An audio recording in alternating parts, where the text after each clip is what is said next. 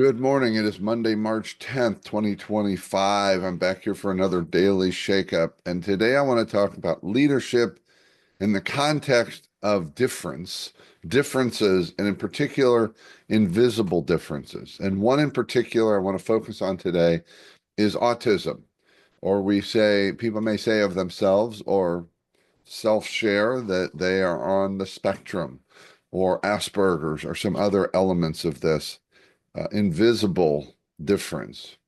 And I've learned a lot about this the last few years through a good friend of mine, Andy Heller, who did not begin as a good friend because in the beginning, I met him through the Mankind Project. So I met him on a men's retreat.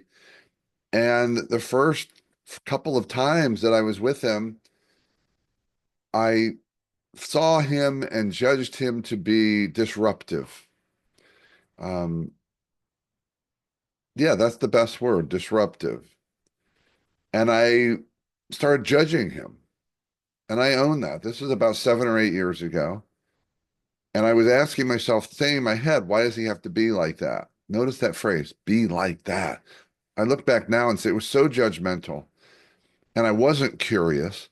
I wasn't seeking to understand. I didn't focus on ways I can connect with him to get to know him. Instead, because of my judgments based upon an invisible difference, I started to create separation. And that separation precluded curiosity, and that separation precluded more understanding, more awareness. Now, eventually, I dropped my judgments and started to connect with Andy and learn about Andy, who he is. And I discovered that Andy has this invisible difference, or I don't like that word. I don't know how Andy would feel, but I'm not going to take that word has back. Andy's reality is different than mine, and for most of us. He sees the world differently. And in fact, he sees things that most of us never see. And I've realized what a gift Andy is to the world. And for example, to these men's retreats, because he sees at a different level. He sees things that many of us miss.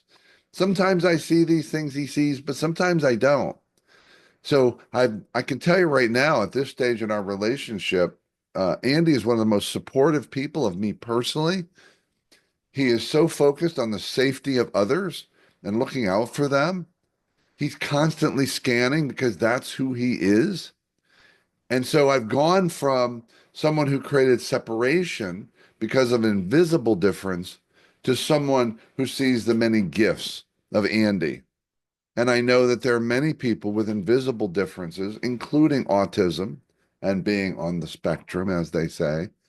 And there's so many invisible differences that I and we will never discover unless we're willing to withhold our judgments or set them aside, become and stay in a mode of curiosity, and choose to connect in order to understand rather than separate and lose all opportunity for understanding. So, where are you in your leadership when it comes to a wide range of invisible differences? Are you coming together through curiosity, or are you separating through judgment? Beware of this in your leadership because it can be a game changer for the good and for the negative. Have a fantastic day.